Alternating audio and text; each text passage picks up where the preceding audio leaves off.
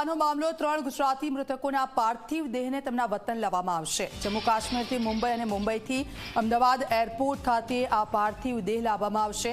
પાર્થિવ દેહ એરપોર્ટ પર આવશે ત્યારે ગૃહ રાજ્યમંત્રી હર્ષ સંઘવી છે ત્યાં હાજર રહેશે અને આજ સાંજ સુધીમાં પાર્થિવ દેહ લાવવામાં આવશે। આપ જુઓ, જમ્મુ કાશ્મીરથી જે રેડ કલરની બસ હતી એ પાર્થિવ દેહ તમામ લોકોને ત્યાં રવાના કરવામાં આવ્યા છે। એટલે 3 વાગ્યાની આસપાસ છે લગભગ મુંબઈ ખાતે છે એ પાર્થિવ દેહ આવશે અને ત્યારબાદ ગૃહ રાજ્યમંત્રી હર્ષ સંઘવી ત્યાં ઉપસ્થિત રહેશે।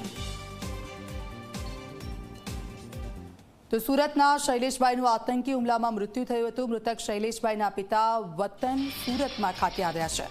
પોતાના વતન અમરેલીથી સુરત ખાતે આવ્યા છે। જમ્મુ કાશ્મીરથી શૈલેષભાઈનો મૃતદેહ લઈને રવાના થયા। શૈલેષભાઈના સુરતમાં અંતિમ સંસ્કાર કરવામાં આવશે। પરિવાર સાથે ફરવા ગયેલા શૈલેષભાઈને મોત મળ્યું છે। જન્મદિવસની ઉજવણી કરવા માટે શૈલેષભાઈ કાશ્મીર ગયા હતા એવી પણ શક્યતા છે, જ્યાં જન્મદિવસના એક દિવસ પહેલા જ તેમને મોત મળ્યું। સીધા જઈશું, ચેતન અમારી સાથે લાઈવ જોડાઈ ગયા છે। ચેતન, શૈલેષભાઈ કે જેમના મૃતદેહને ત્યાં લાવવામાં આવશે, કેટલા વાગે તેમના મૃતદેહને ત્યાં લાવવામાં આવશે, તેમના ઘરની બહાર કે કયા પ્રકારની ચહલપહલ ચાલી રહી છે, શું વિગતો?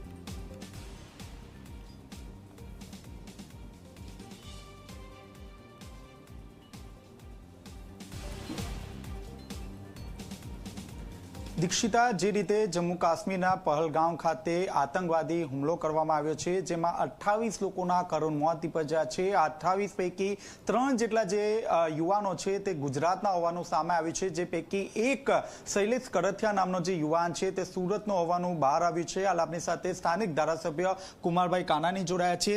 જી સર, આ ઘટનાને કઈ રીતે જોઈ રહ્યા છો? મૃતદેહ કેટલા વાગે આવશે? કઈ રીતે અંતિમ સંસ્કાર કરવામાં આવશે?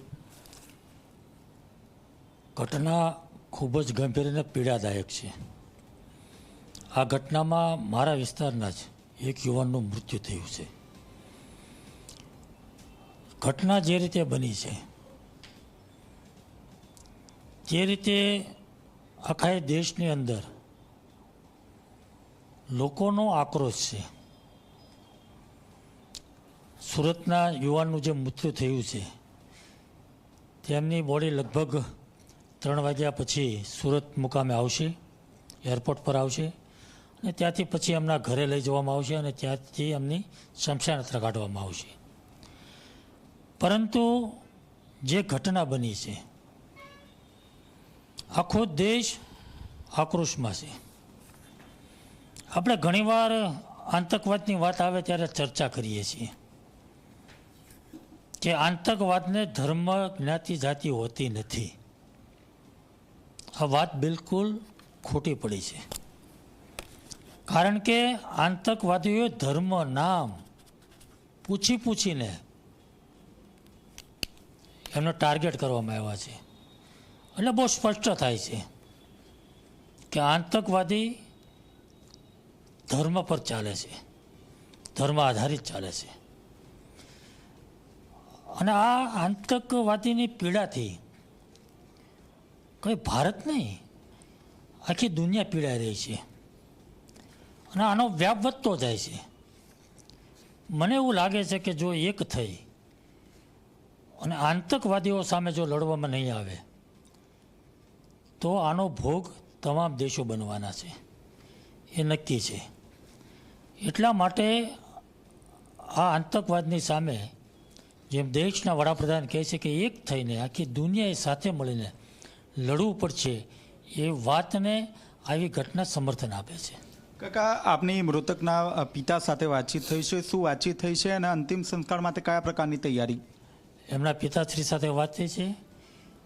મૃતક શૈલેષ મુંબઈની અંદર નોકરી કરે છે। એમના પિતાશ્રી ગામડે સૌરાષ્ટ્રમાં રહે છે। આજે સવારે આવ્યા છે, એમની સાથે અમારે વાતચીત થઈ છે। મૃતદેહ સુરત આવ્યા પછી એની શમશાન યાત્રાની તમામ તૈયારીઓ થઈ ગઈ છે અને એની શમશાન યાત્રા મોટા વરાછાથી નીકળશે અને ખૂબ મોટી સંખ્યામાં લોકો આ શમશાન યાત્રામાં જોડાશે। તો તો હતા સ્થાનિક ધારાસભ્ય કુમારભાઈ કાનાણી, જેઓ દ્વારા કહેવામાં આવ્યું છે કે 3 વાગ્યાના અરસામાં જે મૃતદેહ છે તે એરપોર્ટ ખાતે આવશે અને ત્યારબાદ એટલે કે સાંજે 6:30 થી 7 વાગ્યાના અરસામાં જે શૈલેષનો જે મૃતદેહ છે તે મોટા વરાછા ખાતે આવશે અને ત્યારબાદ જે અંતિમ સંસ્કાર માટે જે મૃતદેહ છે તેને લઈ જવામાં આવશે. જી બિલકુલ આભાર ચેતન, આપની પાસેથી અપડેટ્સ લેતા રહીશું. તો 3 વાગ્યાની આસપાસ લગભગ આ મૃતદેહ છે તેમના પરિવારજનોને મળી જશે. વરાછા ખાતે શૈલેષ છે તેમનો મૃતદેહ લાવવામાં આવશે. નાપાક આતંકી હુમલાથી આખો દેશ દુઃખી છે.